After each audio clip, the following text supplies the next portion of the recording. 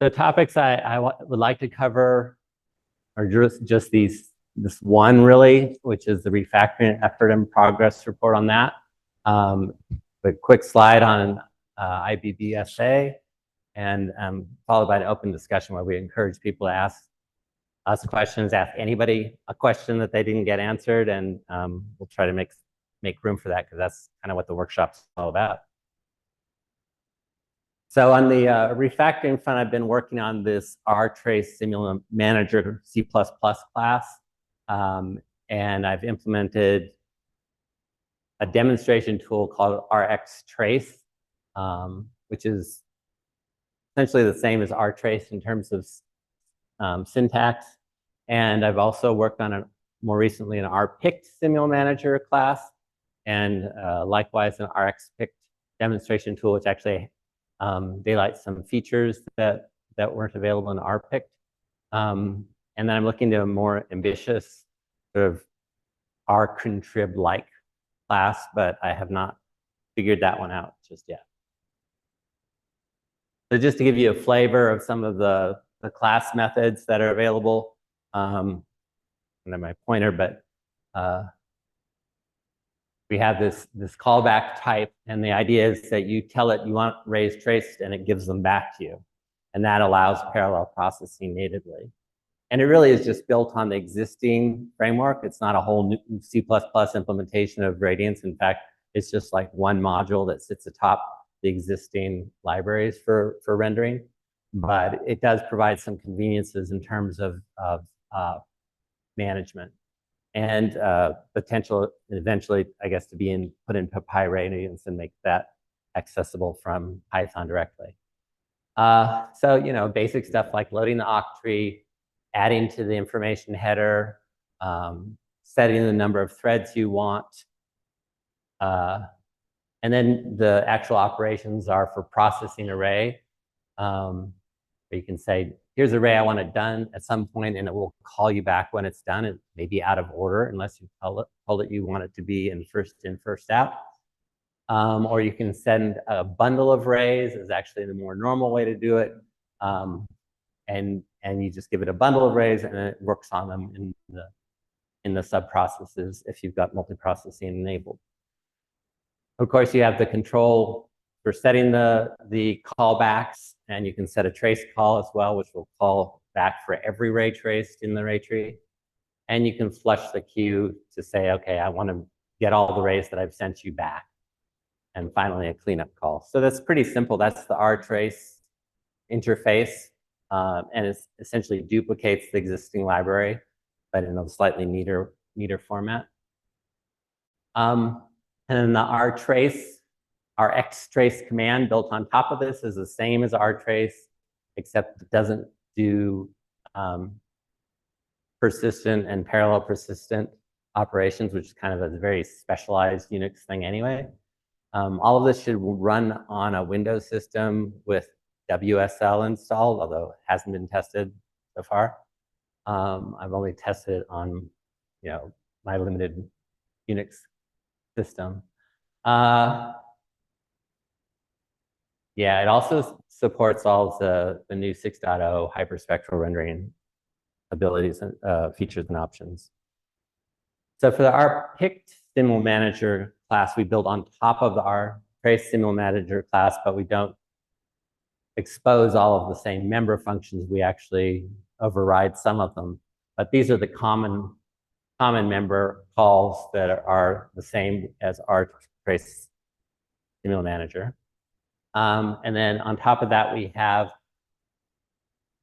a progress report callback. Since it's rendering tiles or images, it can call you back and say how far it's gotten along with that, so you can get some progress reports going on. You can specify the frame number for a sequence of frames. You can specify the color primitives if you're asking for color output in a particular space. There's this reference depth. There's a 16-bit encoding for depth that I implemented some years back, and it needs a reference depth, which is sort of like the average or expected depth in a space for efficient encoding. And it includes units as well, which is handy to have later. And then there's the calls for assigning a new frame where you give a view, you give it an XY dimensions, pixel aspect ratio, and optional tile grid layout for tiled rendering. And just a bunch of accessor functions for the tile width and height, image width and height, and so forth. And then you can render a tile, and this is kind of useful. If I can get my mouse to work, I will. You can have it give you, say, this essentially assumes you've set up your own memory for storing the results. It can be either in RAM or it can be mapped to a file. You can do it any number of ways, but the idea is that you can specify the format. So this would be a floating point color callback, which could be spectral. You can also get a floating point depth back if you want to, and it defaults to null, which means I don't care about the depth. And you can specify a tile that you want rendered, and if you use null, then it will render the entire image with the assumption that there's no tiling enabled. Or you can specify, I want common exponent format. So that's a slightly different set of parameters, and this is the polymorphism or whatever they call it in C++. It just has the same name for the call, but different set of parameters, arguments.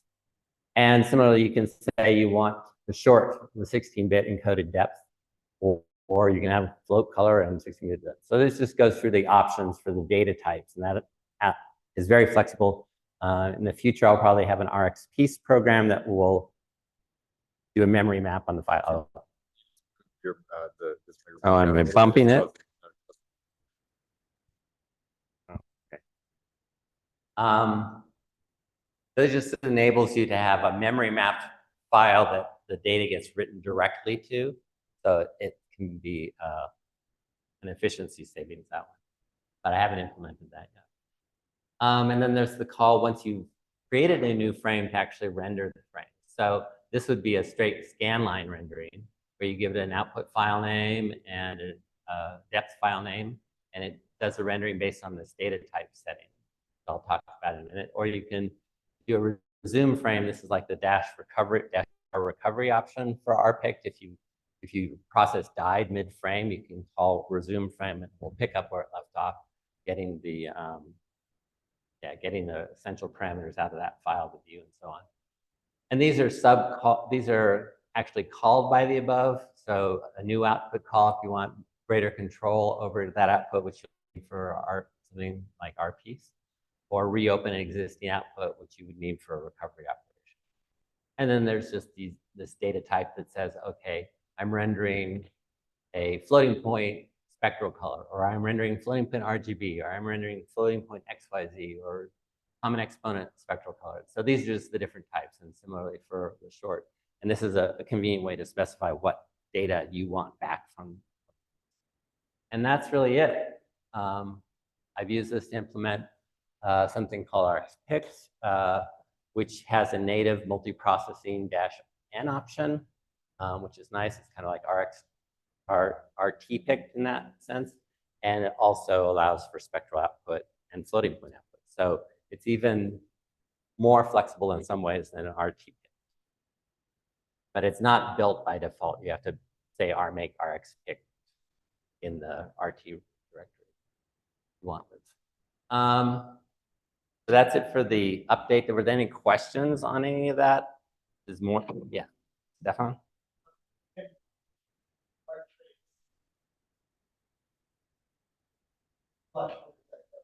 Yeah, so that's the Ray report call that gets passed to set cooked call. So cooked Ray is one that's been traced and finished, and it will call your callback function when it's done. But if you give it a bundle of rays or a single ray, it goes into the queue, and if you not specified first input, first out, you'll just get it whenever it's done. If you get a ray, a filled ray structure. So the callback gives you a filled array structure. You have to handle it, yeah. So our X-Trace program is basically just running rays through and outputting them to this.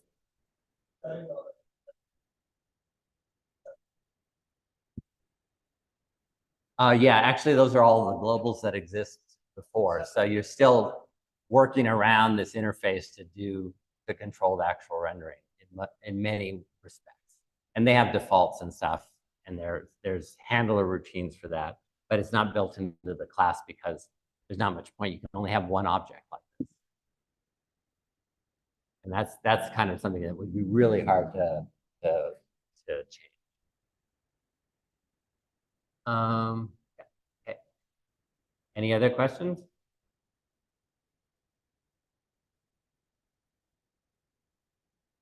So the other thing I wanted to discuss before we open it up completely, IBIPSA, the International Building Performance Simulation Association, did I get that right? Lovely acronym. We talked to their leadership last Thursday, and they said they could manage a small fund for Radiance development, which could be useful in as a way for us to pay individuals to do some work that we need done, like photon maps. And we haven't been able to do this in the past because the process for contracting from the DOE is so onerous and expensive. So this is a way that we could solicit some funding from people who are interested in having the photon map working or something like that. And we would be able to pay Roland to actually do that work for us. So this is like a shout out to our call for help, cry for help from companies that have some money that would be willing to like put in towards a common goal like that. That's it. Did you have anything you wanted to say, Taoning? So now we're just, yes, David.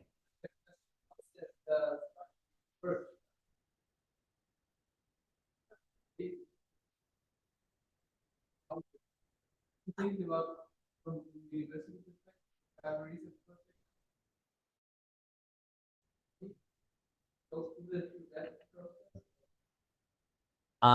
I don't know the answer to that. I would have to ask some more detailed questions to the treasurer. I mean, part of it is depending on what kind of evidence the donators want that the work is being done in such and such a fashion. I would imagine the contract would be between IBIPSA and the developer to do X for Y, and then it would be just advertised that this is what we're doing. Can we get donations from companies to do that? And I don't think further assurances would be offered unless something I don't understand about the process. Yeah, yes, aggregate. Precisely. Yes. So we don't need to ask for 50K from one company. We can get smaller donation amounts from more companies who want to see this happen and then make it happen. Exactly. And it's because the donation part is mostly for private their benefits donation for university. Yeah, they get tax write-offs and things like that. I mean, we looked at the possibility of doing other sorts of crowdfunding, but none of it really seemed that sensible for us, or having a general sponsorship for Radiance that was generic, but not really a big enough development effort to make sense for that either. Yeah.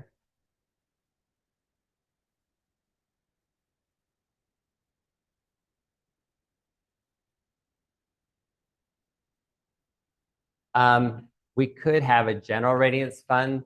If we found that the Department of Energy was cutting us off, we might need that. Right now, it's sort of like there's enough subsistence funding that I can continue working on Radiance and don't have to, answer to too many people. But yeah, it doesn't have to be just the photon map. We could have a number of things, or we could have a general one. Yeah, I mean, that might make more sense. Yeah, yeah. I mean, we'd probably set it up as a general Radiance future category.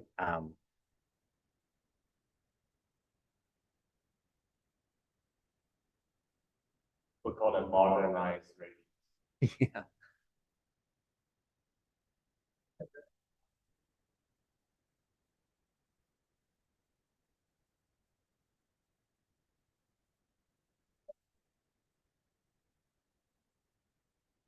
Um,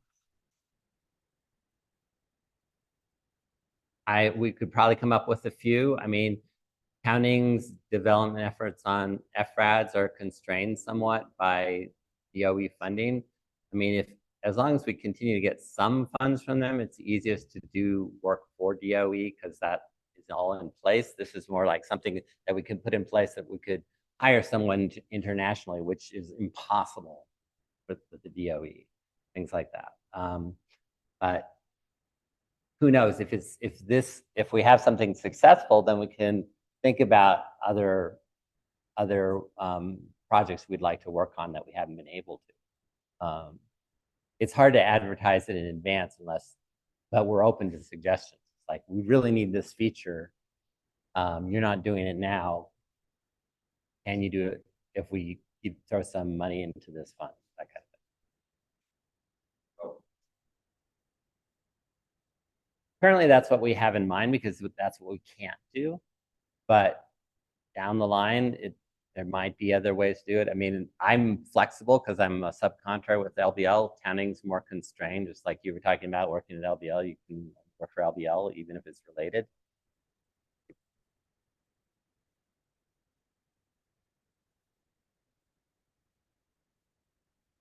I don't know.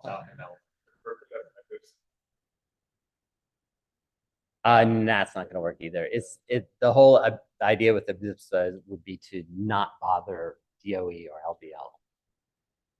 Yeah, I think having it based on strong feature requests will be a strong point, even just for if say there's a strong interest in feature, then there's incentives behind the companies to have that feature, and that's also helping build argument from the DOE side. They match.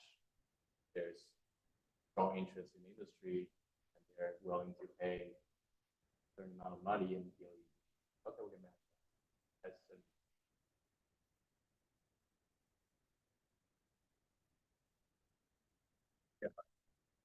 And then that also is saying that this feature will require LPL.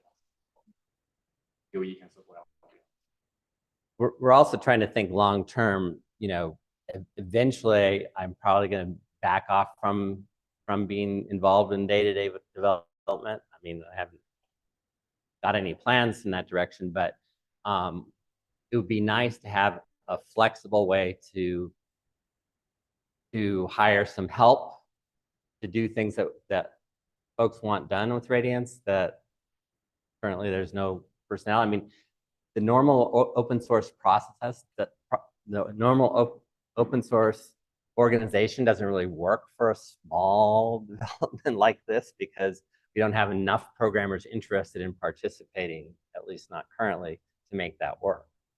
You need like a committee of programmers, and we have a few, right? So it's been easier just to coordinate amongst ourselves. Down the line, though, it would be nice to have an organization.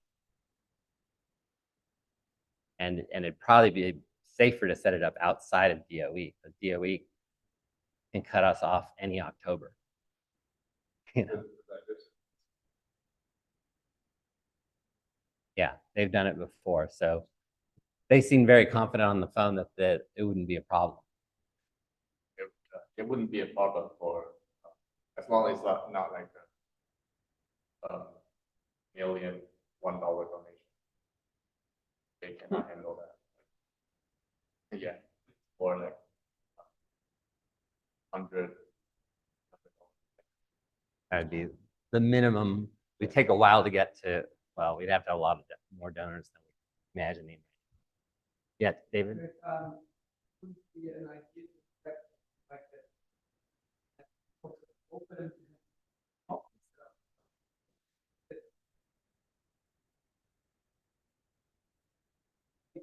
for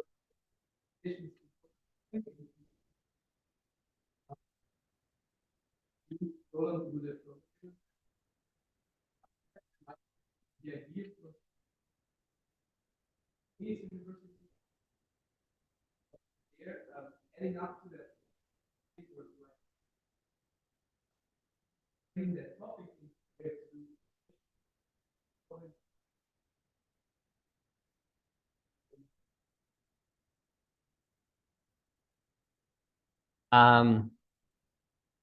I like the way you're thinking. It's hard for me to picture clearly how it would all work. If IPSA is happy to do the financial end of things, I don't think they're into project management. We'd have to have some kind of group of people to make those sorts of decisions and say, yeah, we should do this. If you give us a little bit of money, we will do this, that kind of thing. Is that what you're asking for? yeah, maybe but this is the topic that are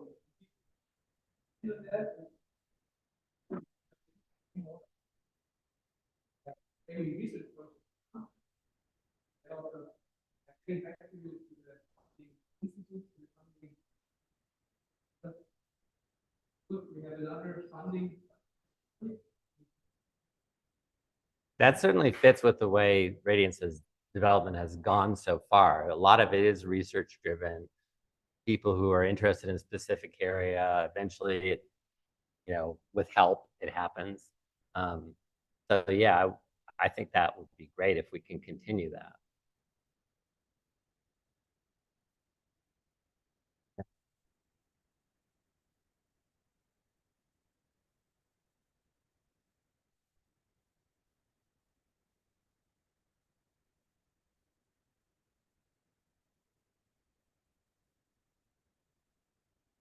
Yeah, well, there's an ABIPSA forum that includes Radiance that I only recently learned about and joined after this call.